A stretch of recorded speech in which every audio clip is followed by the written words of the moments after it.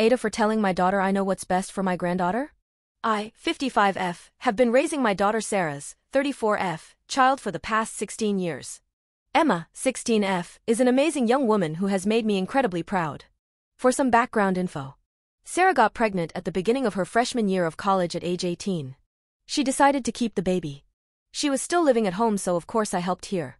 My daughter wasn't really a present mother. She, despite my urging her to take time off, went back to school a week after giving birth and went back to work a week after that. She pumped so I could bottle and formula feed Emma immediately after birth. Sarah wouldn't get up in the night to take care of Emma because she needed her sleep, so I did all the night feedings and changings. Emma was left home with me while Sarah went to school and work and attended everything I needed to attend. Sarah would come home and care for Emma for an hour or two, then go to bed. When Emma was 2, Sarah and her boyfriend got a small apartment closer to campus, and I assumed that my time raising Emma was over.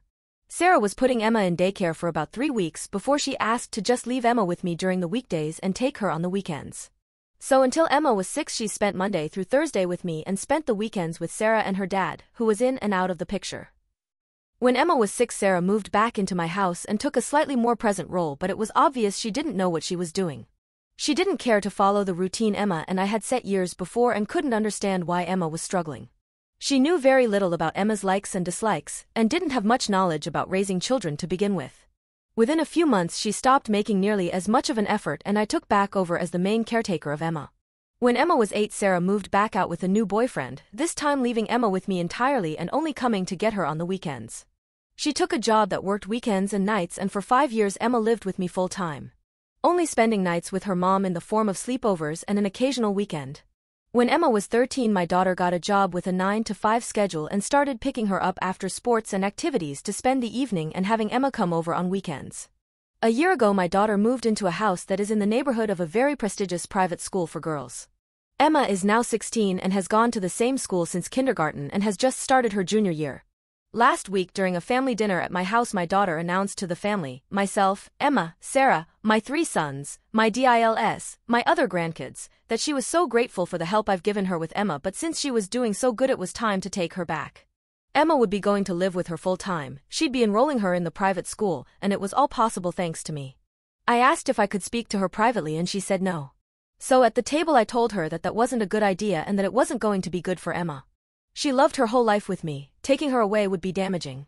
Sarah said that I had no right to tell her what's best for Emma since she's her mother. I told her that being a mother doesn't mean she raised her daughter and that I know what's best for Emma. Sarah left in a huff and told me she'd come back to discuss the details, but then called me later yelling at me for undermining her parenting, saying I had no right to say that and that I was stepping on her toes. After my daughter left, my sons told me that while I was in the right I should have been more sensitive to Sarah. I really don't think she deserved any more sensitivity. Sarah chose a career over raising her daughter. Nobody pushed her to keep a baby and nobody pushed her to pursue her career. And even when school and work permitted, she continued to put very little effort into Emma. My daughter never actually tried to bond with Emma as a parent should. She never took an interest in her life beyond her allergies and soccer schedule. They don't talk despite Emma spending years trying to connect with her. She can't answer any basic questions about Emma and treats her like a small child rather than the young adult she is. I did all of the child rearing. I raised her as my own baby. She grew up in my home just like my own children did years before her. She's had constant stability with me, and it's unfair for her mother to come in 16 years too late and decide she knows best. Decide to remove her from the home she's lived in since birth, away from the school and friends she's had since kindergarten, remove her from the person who raised her. My daughter is extremely mad at me and is accusing me of turning her daughter against her because Emma refuses to go with her. AITA?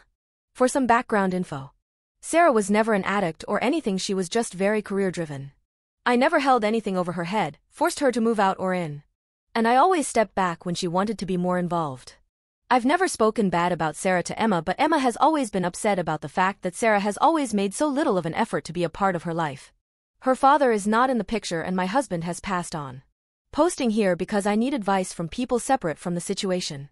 This is my first time on Reddit. I apologize for any mistakes. Edit to add. Emma does not want to go with Sarah.